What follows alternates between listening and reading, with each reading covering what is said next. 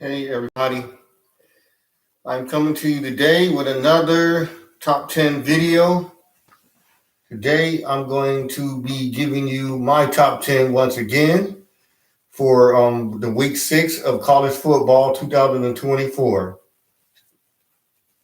So I want everybody to join in.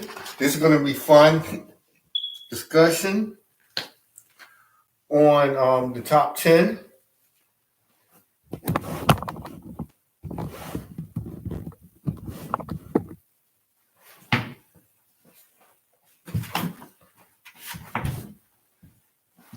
So hold on as I adjust. Okay, so today I'm going to talk about the top 10 of the season so far teams for this past games that was played, which was very fun. Very, very fun. Okay, so man, I hope everybody out there can hear me clearly. And man, and I want you to chime in on who you think is your top 10. Like comment. This is a fun discussion. Because you might have your top 10 that you think like is going to be different from mine.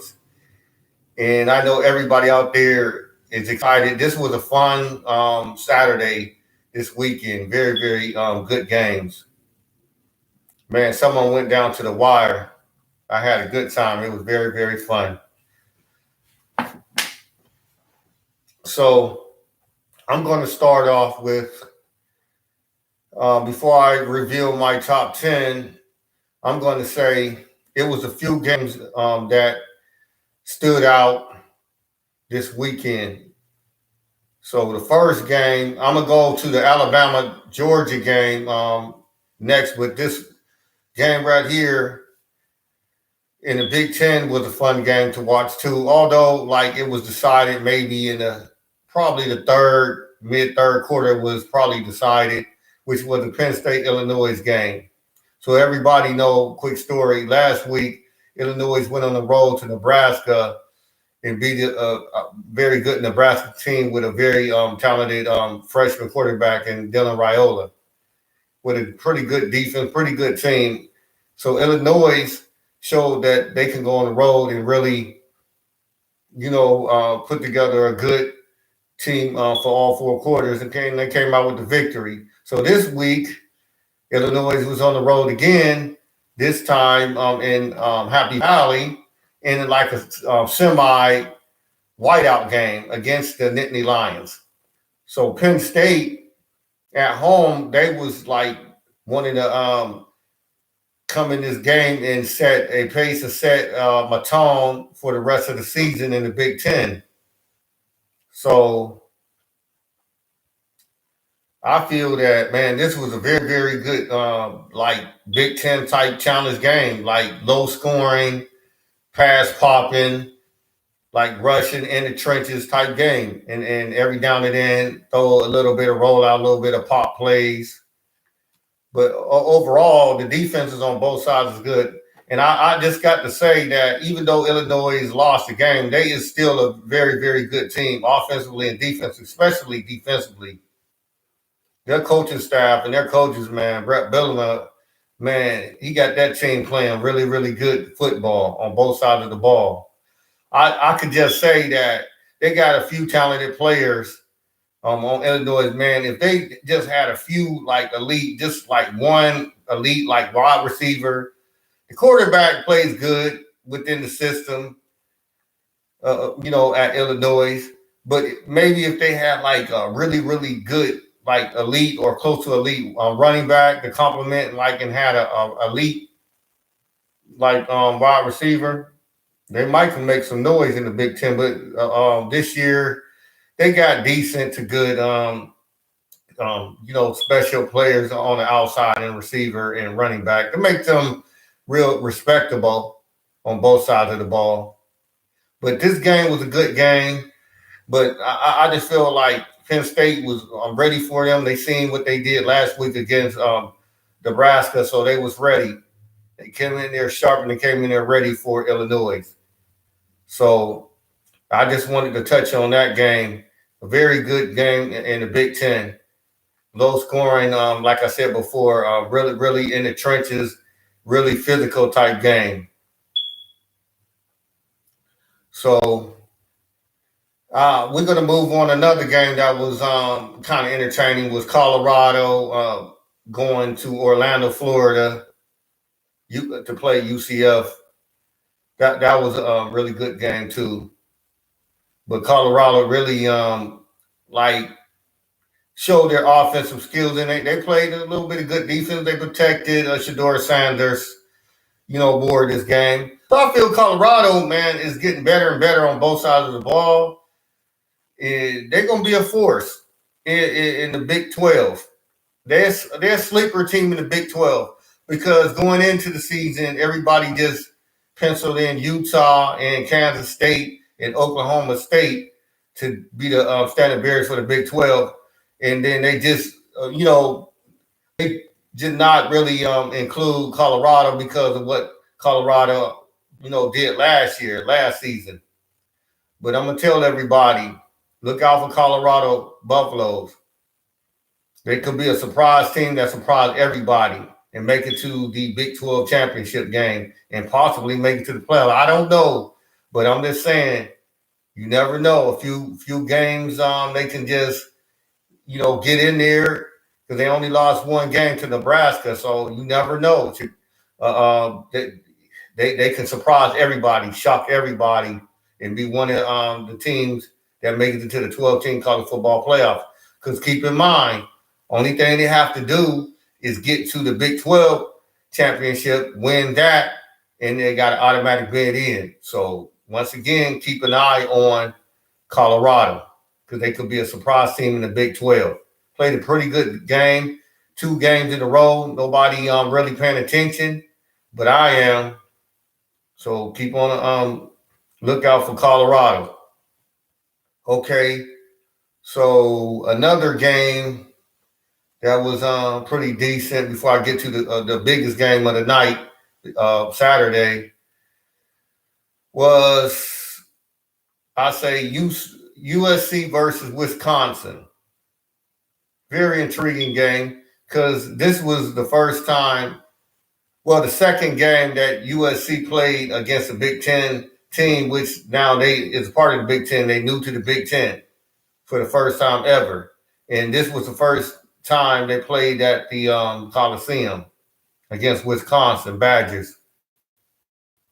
So I feel that this was like a game, a bounce back game for USC to show that they has improved on the defensive side of the ball, and they will be able to compete in the Big Ten. And if they somehow win majority of the game, they will have to win at least all of their games and only lose possibly just 2. They already lost 1 in Michigan. They only probably couldn't afford to lose 1 more game, and that's it.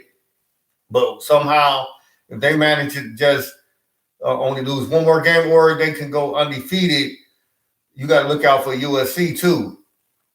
But I feel USC probably had to touch up on their blocking on the offensive line a little bit because that could come back to get them later. Blocking for their quarterback. And also their run game got to get a little bit better. That line got to open up a little bit more holes, and the running game got to get a little bit better. Because we're getting to the fall now, and then in the Big Ten, country now. So some of the games you ain't gonna just be able to drop back and just sling it and throw bombs and stuff.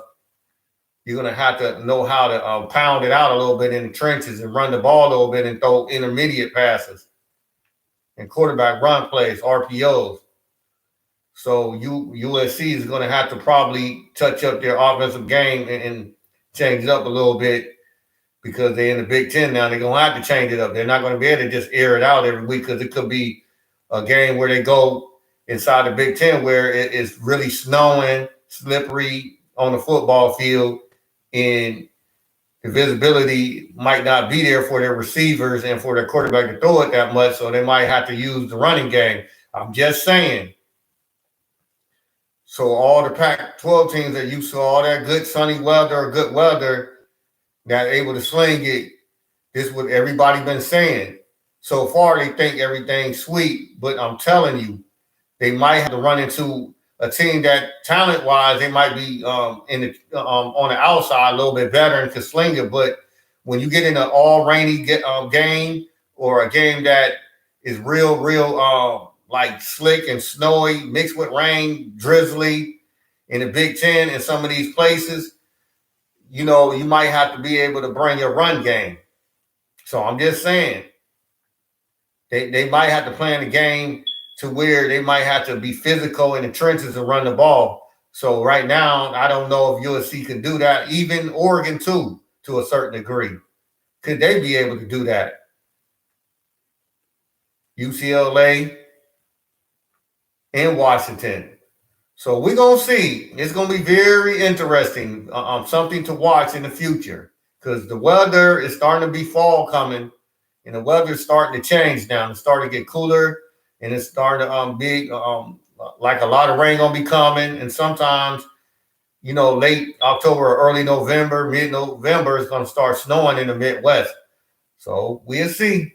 But for now, USC, although the first half, it was a low-scoring game, back and forth a little bit. But the second half, like mid to the late third quarter, USC started pulling away some. And then Wisconsin was making a lot of mistakes. So when you're there and you're making a lot of mistakes like that, and then the other team might be able to get a broken tackle, a big play, you know what I'm saying, that can come back to haunt you, and that's what happened to Wisconsin.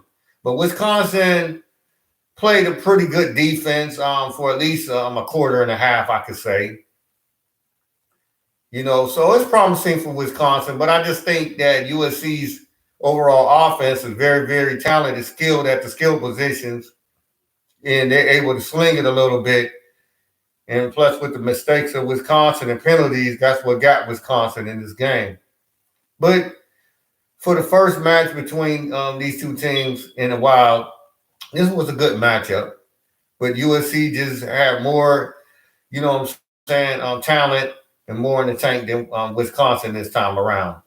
Like I said, I don't know if it's going to always be like this, but, you know, we're going to see. But all I know is every game ain't going to just be like you being able to be sunny skies and slinging it up because USC is going to have to go to the Big Ten territories too. We're going to see how they play in that sloppy weather. So that was a good game too over the weekend. So another game I want to touch on, I think before I go to the big game is, okay, I got it in the SEC. This is the last game I'm going to touch on before I go to the big game in the SEC. And this game is Ole Miss versus Kentucky. The Kentucky Wildcats versus Ole Miss Running Rebels. Okay. Now, Kentucky played Georgia like really good 2 weeks ago, man, down to the wire, and could have had a chance to either tie the game or win the game against Georgia. And Georgia's a very good team, as you can see when I talk about it next.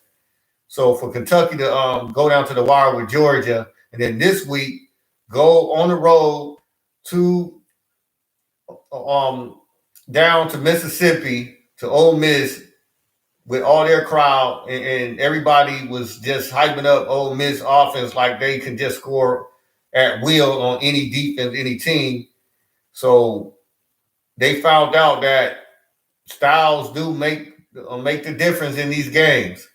So Kentucky is that team that if they can ground and pound physically you and just throw little pop plays to tight ends and slant plays to the receivers and then run the ball with their running backs and the quarterback sneaks and runs RPOs, and then and take the time off the clock by going slow with their play calling, and then just playing aggressive defense, playing back zone defense, sometimes with a blitz over the top, a run blitz, and sometimes pass blitzes. Kentucky coming in with that style of game that makes it hard for any team to really get going a lot, as you can see when they play Georgia. So Ole Miss, like I say they're not as big in the trenches and good in the trenches as Georgia was. So I think this time Kentucky really recruited well, and also they really got a lot of good transfer portal guys to come in there and bring that physicality and experience that they needed to upgrade their team. And everybody could see that this Kentucky team is a lot better than it was like last year. Although last year they played really good football, but this year you can tell that they got even better. So that was a very good game, and Kentucky ended up winning that game. That was an exciting game. So I'm going to say that I enjoyed all the games this weekend. It was very competitive, and some of them was like not competitive, but for the most part, the key games was. So I don't know what's going to happen with Ole Miss in the rankings because they was in the top 10, but I think the AP in the coaches poll might drop them down out of the top 10. But I think they still stay in the top 25, but they probably got to drop after this one, losing home game to an unranked Kentucky team, be it well as an SEC team, and it's a very good team, but still they was unranked. So Ole Miss missed a good opportunity to pick up a win at home against Kentucky and stay in the high rank. So now the margin of error for Ole Miss is very, very slim because they still have to play Georgia, even though it's at home, but they can't slip up that game, and they can't slip up no more games. So that was a very good game, and Ole Miss missed a golden opportunity, but now I feel they're going to drop, and they're going to have to really, really win out, or they only could afford to lose one more game, I think, and if they lose more than just that, it's going to mess up their chances of getting into the 12-team college football playoff. So lastly, we're going to move on to the Alabama Crimson Tide versus the Georgia Bulldogs game in Tuscaloosa, Alabama. And man, oh man, this was a very, very tale of two quarters. Or 4 quarters. Man, like the first 2 quarters and the second 2 quarters from both teams, man, like night and day. This was a very, very exciting game at the end, man. And these the type of games that I love to see week in and week out. And I hope we get these in the college football playoffs and the national championship. I love these type of games.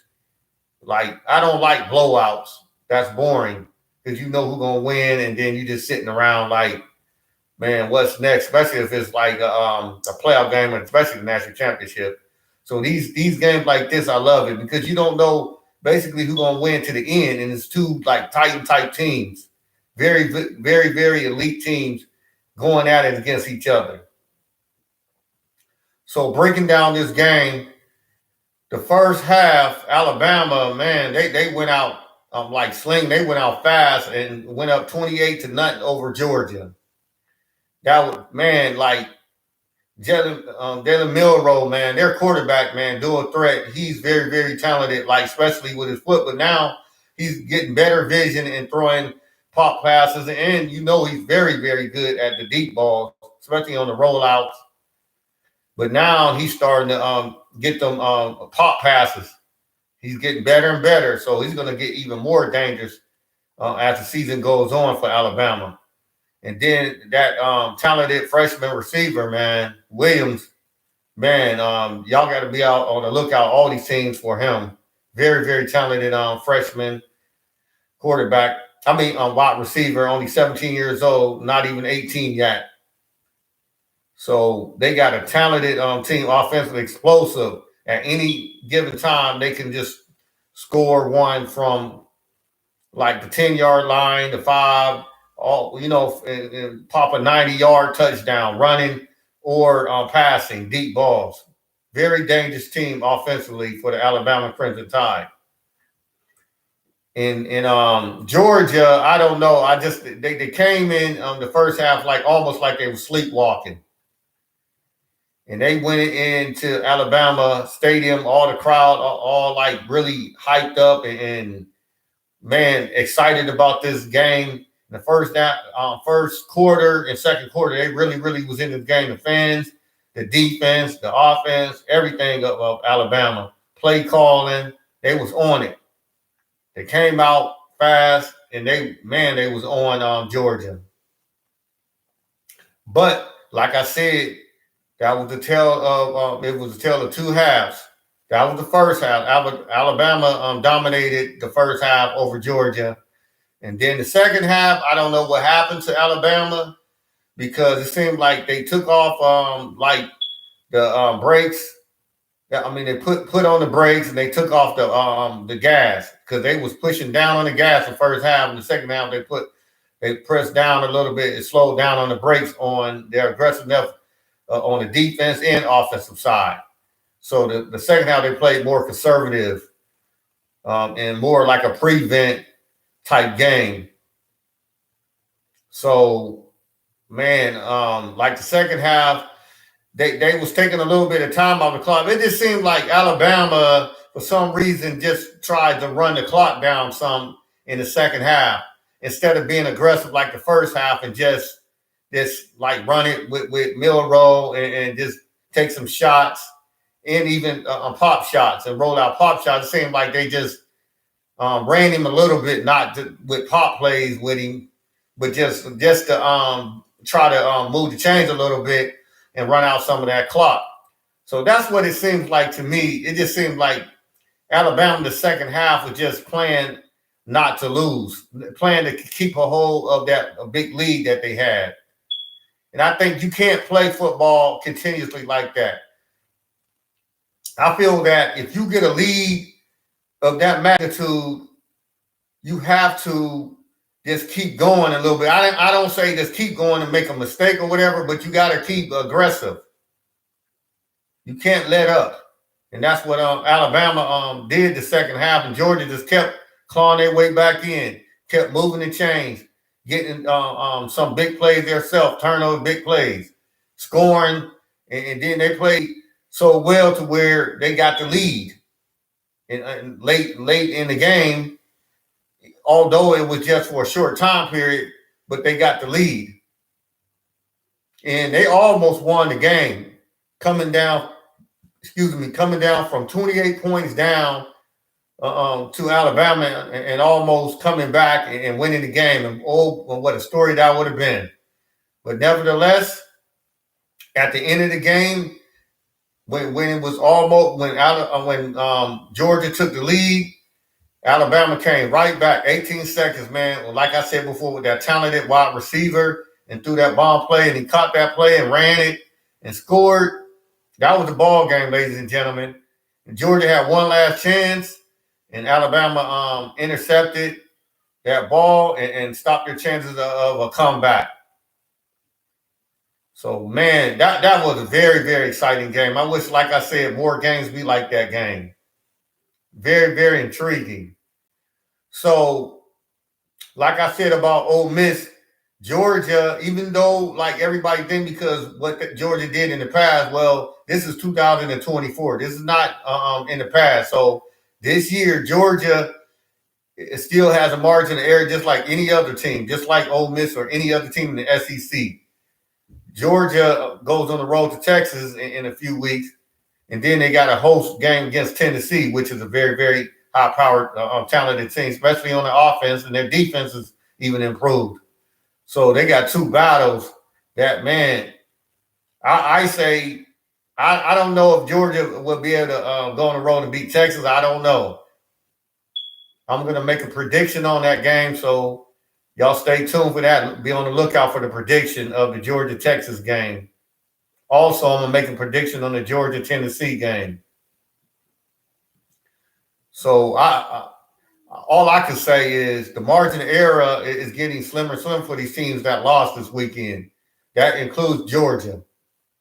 Georgia can't go out and possibly lose more than just that one more game because everybody, y'all got to keep in mind that say, hypothetically, say Georgia split one of those games. That means that if they split, they lost 2 games.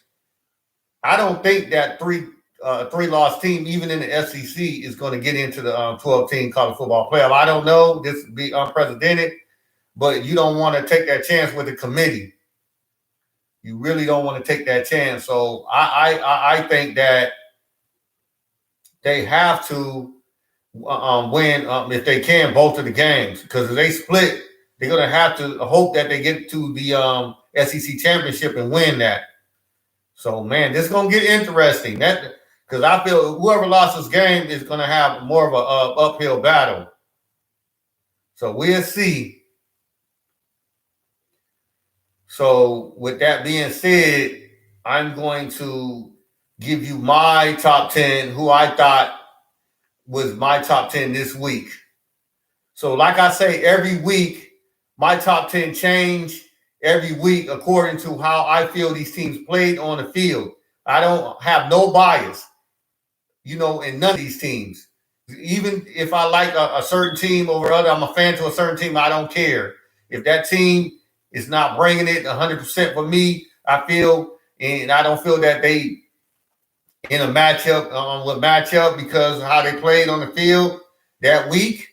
And also, I feel that resume somewhat is a factor too. I'm going forward in my top 10.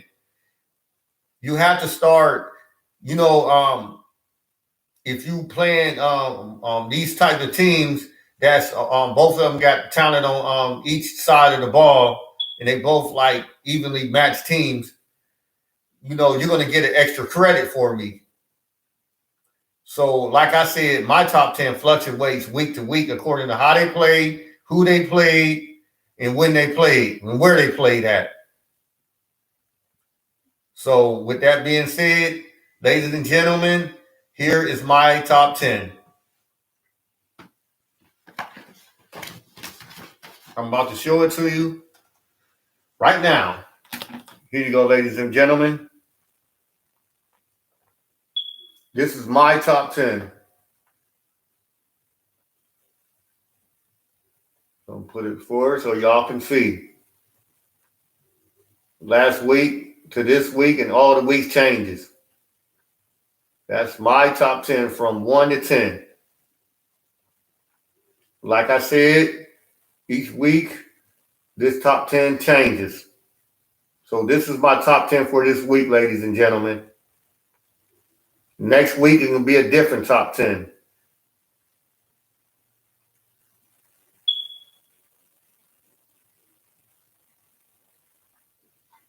So I want to just finish by saying that tune in every week around this time or earlier. I do my top 10 every Sunday after Saturday's games. I do my top 10, and also I do a prediction of 2 teams of the best, big game teams. So be on the lookout for those videos. So I'm going to end this right here, but I want you to once again subscribe to this channel, G-Shine Entertainment. Subscribe to this video. Share it if you can. Subscribe. Make a comment. Leave a comment on who you think is your top 10. Did you think my top 10 is right? Make a comment if you like it or you don't. And also, who you think is going to make it to the college football 12-team playoff. Who you think is your number 1 team. Who you think going to win the Natty, the national championship. So just leave a comment. Just have fun, ladies and gentlemen. And college football fans everywhere. Just have fun. Week to week, I do this. We could have a discussion. Make your comments and just let everybody know, pump your chest, and let everybody know who you think is the best team. You think your team is the best. Let everybody know. Give me your top 10. But this is my top 10, who I feel, after I watch all the games, observe everything, this is how I break it down and make my top 10. And I will be doing this, like I said, every week. And one last thing.